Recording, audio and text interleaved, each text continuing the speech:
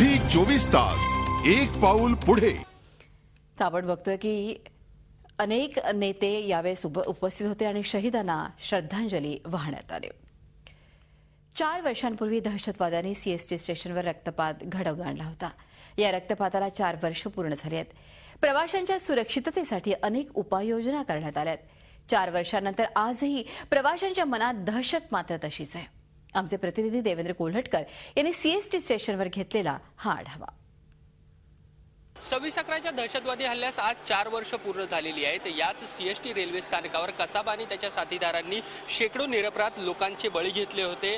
26/11ची जी घटना होती ती सगळ्या देशाला, मुंबईला हादरून टाकणारी होती आणि या सगळ्या घटनेला आज 4 वर्ष पूर्ण होतात आहे। यामध्ये अनेक नागरिक असतील किंवा वरिष्ठ पोलीस असतील त्यांचा बळी गेला होता। कसाबला यामध्ये फाशी झालेली आहे। त्यामुळे लोकांना कुठेतरी हायसं वाटतंय। या सगळ्या 4 वर्षाच्या सगळ्या घटनाक्रमाबद्दल किंवा या सगळ्या विषयासंदर्भात लोकांच्या मनात नेमका काय भावना आहेत ते आपण जाणून घेणार आहोत। तुम्ही सांगा की 4 वर्ष आज या सगळ्या घटनेला पूर्ण होतात आहे, काय भावना आहेत नेमक्या मनात? कारण की बघा, जे कसाबने केलं आहे ते चुकीचंच केलं आहे आणि एवढे वरिष्ठ पोलीस अधिकारी जनतेला मारलेले आहे। 200 लोकांना हे फाशी द्यायला लवकर देण्यापूर्वी 4 वर्ष होऊन गेले आणि जो सरकारवर खर्च झालेला आहे तो जर जनतेला भेटला असता तर आज एवढी महागाई वाढली नसती। ज्या पद्धतीचा हा दहशतवादी हल्ला झाला त्यानंतर अनेक सुरक्षा यंत्रणा वाढवण्यात आली। आज आपल्याला सुरक्षित वाटतंय का? आता सध्या सुरक्षा कमीच आहे। सर्वीकडे चेकिंग वगैरे पाहिजे आणि सर्वांचा बंदोबस्त व्यवस्थित केलेला पाहिजे। आपल्याकडे पोलिसांना आधुनिक शस्त्रास्त्र नाहीये आतंकवाद्यांशी सामना करायला।